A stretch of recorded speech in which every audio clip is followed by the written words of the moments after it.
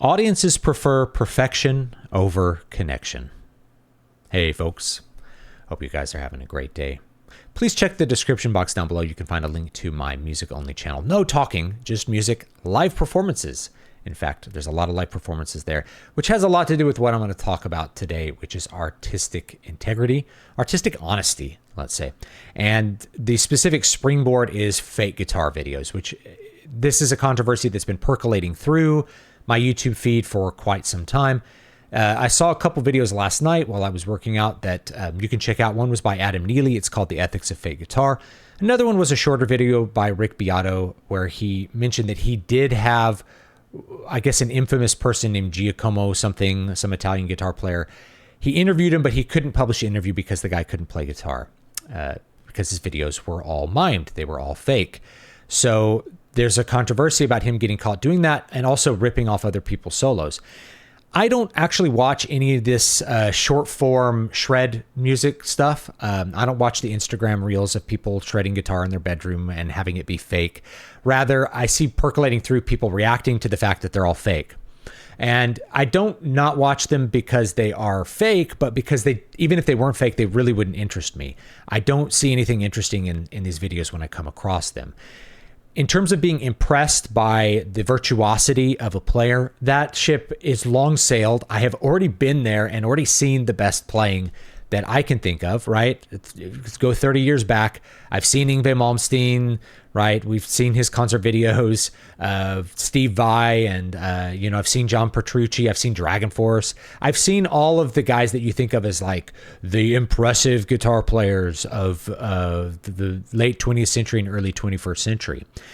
And the reason I like Dream Theater or even Yngwie Malmsteen is not because they're impressive guitar players. That's like the entry point. It's like, wow, this guy really shreds. When you put on that first Yngwie Malmsteen record, it's like you get blown away. But there's a musicality behind it, and that's what's missing from these little short videos. Is that a technical etude-like aphorism is not very interesting to me. It doesn't move me. It doesn't make me feel anything. And it doesn't even really impress me anymore. And it impresses me less because I know that most of them are fake. And you can kind of tell because of the way that it sounds, is that it doesn't sound human.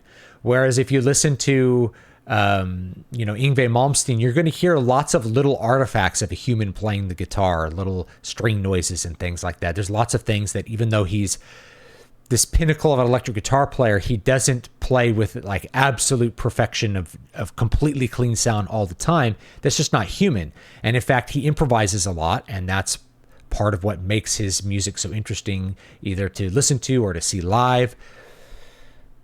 And you would lose that if he was to just try to copy or just use like MIDI guitar as a pretend that he was actually shredding that, which is what a lot of people do now. So there's a lack of artistic integrity with a lot of these little videos. And the controversy is these people get a lot of views, and normies don't realize that it's fake. They're just like, whoa, I can't believe someone can play like that. And there's a lot of ethical questions that have to do with that. Adam Neely talks about a lot of those in his video. What's missing from this discussion, I think, is AI. And as well as the history of what it means to have recorded music and what kind of expectations recorded music sets. Because AI now presents you the ability to have just a perfect sounding piece of music. Sounds like it's performed by live players. Completely fake, right? No live players involved. We take a step back from that. We've had samples. You could play with orchestra samples or fake piano samples. I know I use them in my music, right? I use samples all the time. I use drum samples because I have an electronic drum kit. I don't have a live drum kit, and I don't have a place or the time to mic up all the drums and get all those sounds and record with real drums. I can't do it. It's not feasible for me in my limited space and my limited resources. So I use them, and then you go further back, it's like, it's a synthesizer faking it. But really, you used to cut up, before there was Pro Tools letting you splice takes together to get a perfect sounding take, you had cutting tape. You would cut and splice actual physical tape in order to get the best sounding kind of final set of takes for your album recording. So recorded music has been fake for a long time. That's my big point. And we've had issues with honesty in say with playing solos for a long time as well. I mentioned Yngwie Malmsteen improvises. That's one of the things I love about him. He's still coming out of the jazz tradition, which gave birth to all of these solos that you hear. What you get now, everybody plays canned solos in metal, and it's very boring to me. And the solos sound like little technical exercises. Like, I'm going to take the Villa-Lobos Etude 7 and I'm just going to do it in more positions. It's what it ends up sounding like, right? They sound like little guitar etudes put on top of like rhythm guitar. That's very, very boring to me. It's very boring compared to something that Steve Vai would play, which would be truly melodic, or something Yngwie Malmsteen would play, which would be melodic, melodic and musical and full of variety, and not just there, even though it might be highly technical and difficult to play, that's not what infuses its construction. But if you go far enough back, even in the 1940s, jazz players were playing canned solos. So, a lot of these big bands that toured in the 40s and the 30s, they would play canned solos. Why were they playing canned solos? I believe it has to do with recordings, is because people first interacted with that music in the form of a record. And they were not part of the jazz community, realizing that solos are supposed to be improvised. They're supposed to be momentary. They're supposed to be a wabi-sabi element. They're a momentary, transient element of the music. In fact, all of the music's supposed to be in the moment. What do you feel right now? What am I communicating to the player across the stage for me? Here in this moment, what kind of musical conversation are we having? It gets captured on a record, and then it's the same forever. And so people listen to Benny Goodman and they hear that same solo. And if you went to the concert and you didn't hear that, why didn't you play? Why are you playing? Why did you play it wrong? Right? Maybe you're laughing at this, but I have actually talked to metal fans who've gone and seen Black Sabbath and say, well, he played all the notes wrong, because Tony Iommi was improvising his solos. That's what a solo is, right? So a lot of the older musicians are still coming out of that jazz tradition, and so they're still using improvisation in their live performances. But because people are so into the recording, they don't realize they're divorced from the traditions that they gave rise to it, so they're not really able to understand what a live performance is supposed to be. So you get these canned solos in modern rock, modern metal. They're just playing the solo off the record, and you've heard big guitar players say, well, I have to learn the solo off the record because that's what's expected. Everyone expects to hear the solo off the record, even if it was just played off the cuff 40 years ago. I have to play the solo from the record because that's what people want to hear. And when I see that, I'm like, well, I can listen to the record at home. I don't have to come to a live performance to hear that. And it's actually decreased my desire to go see live performances over the years, is that every time I go, I'm just hearing these canned solos, and it's boring. It's so boring. I can just listen to the recording at home if I want to hear note for note what you played on the record. It's just not interesting.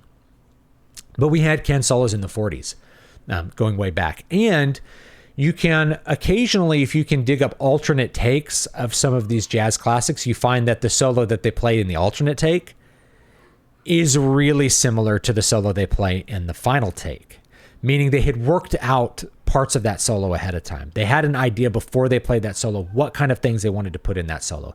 No, they didn't play it the same way. There's still lots of improvisation, but they maybe had ideas about what they needed it to sound like on the record.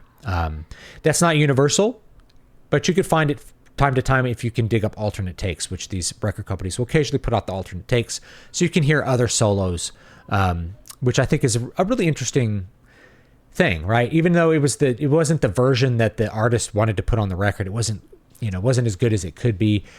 There's often a lot of other material there that's really interesting, and in some cases you find that it's very similar to what ended up on the record in terms of a solo. So the honesty of jazz music is improvising your solos. The honesty of shred guitar is actually playing the notes on the guitar. And so that's what a lot of people aren't doing. But my big point here is that the solo is completely fake on the record. The record is a product that's intended to be perfect. And the standard is perfection. And because the standard is perfection, when people are going to the video format, they're carrying that standard with them. We have to have a perfect performance or people will crap on me.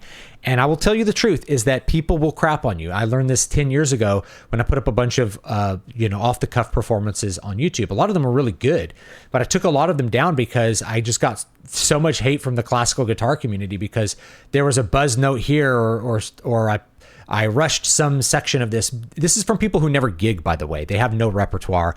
Meanwhile, when I was actually gigging, I had multiple hours of repertoire I could play, and I gigged all the time. So I've outperformed 99% of the people who would ever try to say something negative about my playing.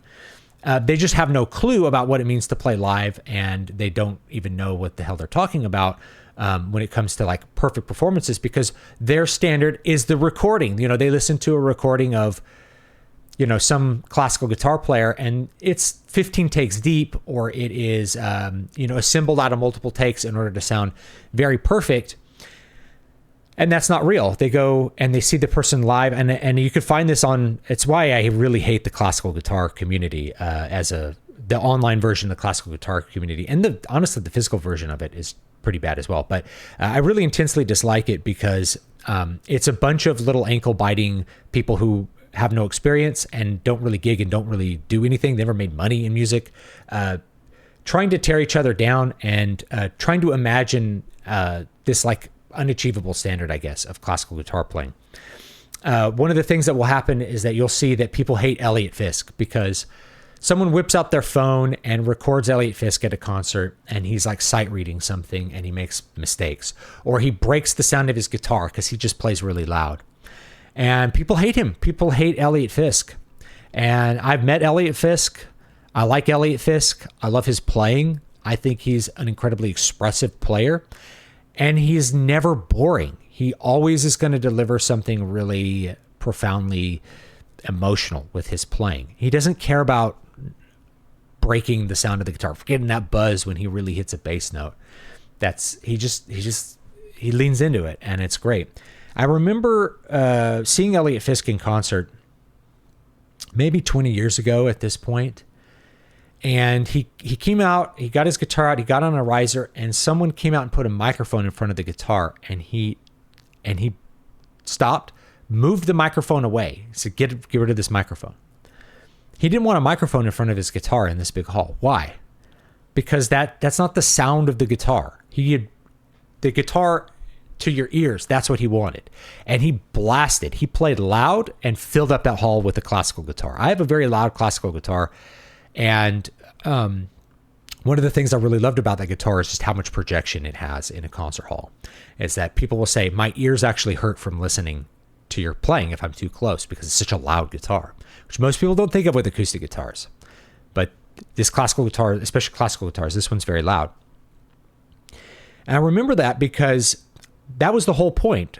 Like, we have to get rid of the artificiality. He wanted no electronics, no barriers between the sound coming out of his instrument and your ears. It had to be as in the moment and as real and acoustic as possible. And that made an impression on me because his playing would change from night to night depending on where he was at. And so if the hall was big, yeah, you'd create a bigger performance. You might choose different pieces that might fill it up better. And if the hall was small, you could play differently. You could play with a little more subtlety. It changes based on the acoustic space that you're performing in. Anyway, it made a big impact on me.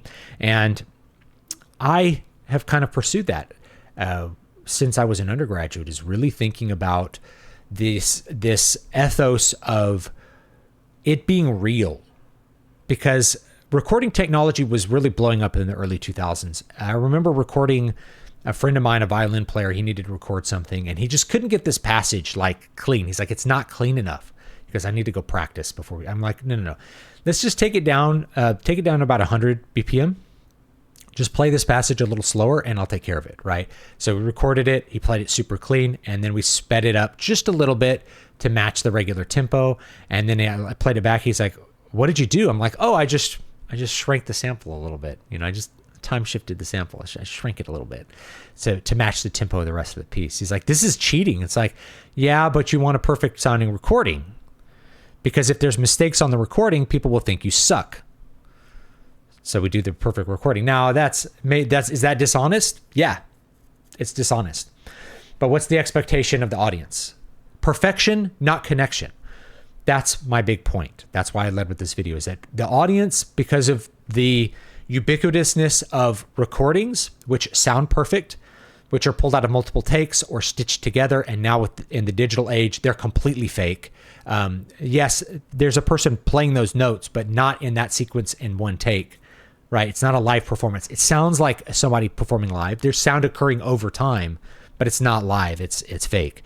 So we live in an era where the expectation is perfection, not humanity, perfection, not connection. So when people go to a concert, what they want is this perfect show.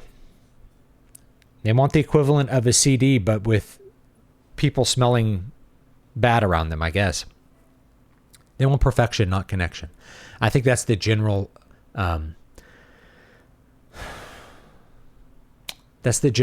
arrival point of audiences now, is they want perfection, not connection.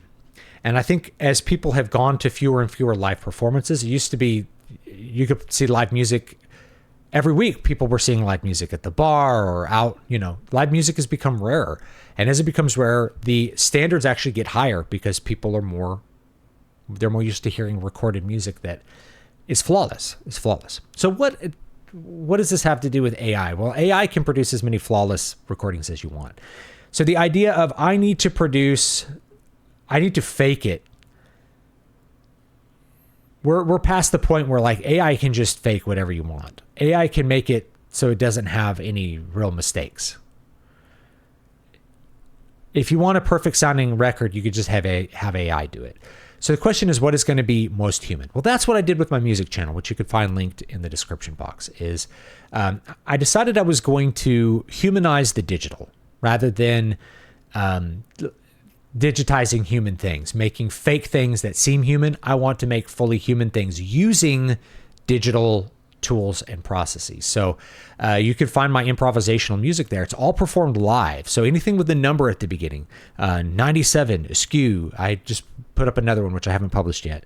Another patio recording. I'll play out on my patio with my Ableton Push, and I'll loop everything, and I'll build up big textures. It's all improvised live. I don't work out anything ahead of time. Occasionally, I will think ahead of time of what chord progressions I want to use in the piece, and that is the structure. That gives the structure of the piece. Is like, what chords am I going to do where, or what tempos? Sometimes I will think of a structure for the piece, but I don't write down like any notes. It's all improvised. So it's improvised. Yeah, there's mistakes. I played an F natural. There's no, all the chords I was playing were like roughly in E minor. There's no F natural in any of those chords. And I played an F natural. And that one F natural really stuck out to me. And I was like, it may sound cool to someone hearing that F natural somewhere in there as just like a little out note, kind of as we're going, because it still kind of went with the groove. And maybe no one will notice the F natural. But it was weird because I'm like, that's a mistake. And I should re-record this entire 20-minute long piece to avoid playing an F natural. And I'm like, I just got to live with it. Wabi sabi. You got to live with the transient imperfections of doing something live, of not only doing it live, but improvising it live, composing it live, constructing it live. Everything is done live and in the moment with that music, because the point is to be as far away as possible from the 1 minute fake Instagram guitar player. I'm doing the opposite of that. Rather than giving you 1 minute of fake ass music, I'm giving you 20 minutes of real me, of me thinking live and constructing live and maybe making mistakes live, maybe making choices that are suboptimal about the piece live. But the point is, they're the choices that I'm making in the moment based on how I'm feeling and how I'm thinking in that moment and what I want to express in that moment. And I think a lot of that comes across. And I have this great thing with YouTube where I can see how people respond to this kind of in real time. And there's certain pieces people like more. They come back and they get more views. People watch them over and over again because there's something special about that recording. Even if it is only a couple hundred people listening to the song, that's great. If you think about it, it's really hard to get a couple hundred people to watch you live, but on the internet, I can get 100 people to listen to something really esoteric and strange. And I'm just really blessed by that opportunity to do that. And I know, that some of you have listened to it, some of you have liked it. If you've watched any of the right streams, that's the background music, is that music that I've performed live on that channel.